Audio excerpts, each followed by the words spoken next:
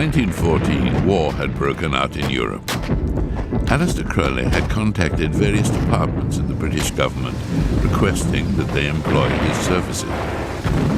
After all, he did consider that the war was due to his rituals in Paris and that the prophecy of the Book of Law had begun. The government declined his offer, which according to Crowley was due to his sinister reputation. He decided to visit the USA, setting sail for New York on the ill-fated Lusitania. Hoping that the rental income and revenue from his publishing endeavors would support his new adventure, he left with £50 in cash and all his magical text and documents. He would remain in America for the next 5 years, and for the first time in his life, he would find himself without the funds to live his lavish lifestyle. Upon arrival in New York, Crowley discovered, much to his amusement, that his reputation had gone before him. This was due to an article being published in the World magazine which described in lurid detail Crowley's satanic exploits with a number of aristocratic women at his Fulham studio.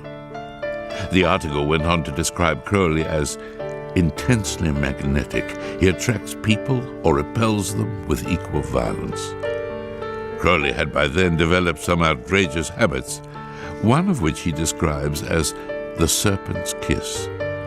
He had filed 2 of his teeth to points, and on meeting a woman, he would take her hand and bite her flesh, drawing blood in the process. Thus, he adds, infecting her with my power.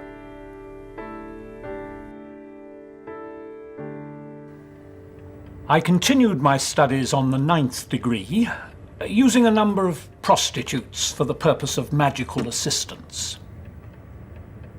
I was also, in the course of my experimentation, sodomized by 2 strangers in a Turkish bathhouse, and performed a small favor for another. All done in the course of magical experimentation. I would rarely indulge in sex for mere pleasure. During the first few months in New York, Crowley met by chance a German-American poet by the name of George Sylvester Virek. Virek was working for the German Office of Propaganda in America. Crowley, for some unknown reason, introduced himself as being of Irish descent, an Irishman opposed to British imperialism. As a result, Virek, probably seeing Crowley as an eccentric oddball as well as a traitor, employed him. Crowley's first propaganda stunt was on the 3rd of July 1915, when he and Lila Waddle, who had followed him to America, stood at the foot of the Statue of Liberty and gave an anti-British speech. In the process, he pretended to tear up his British passport. Virek employed Crowley to write for the German propaganda publication The Fatherland, and also to edit another publication, The International. Crowley, under the various titles of Aleister Crowley, Baphomet, The Master Therian, and Lord Boleskine, filled the publication with anti-British nonsense and articles on magic. One article read, "For some reason or other in their last Zeppelin raid on London, the Germans appear to have decided to make the damage as widespread as possible, instead of concentrating in one quarter.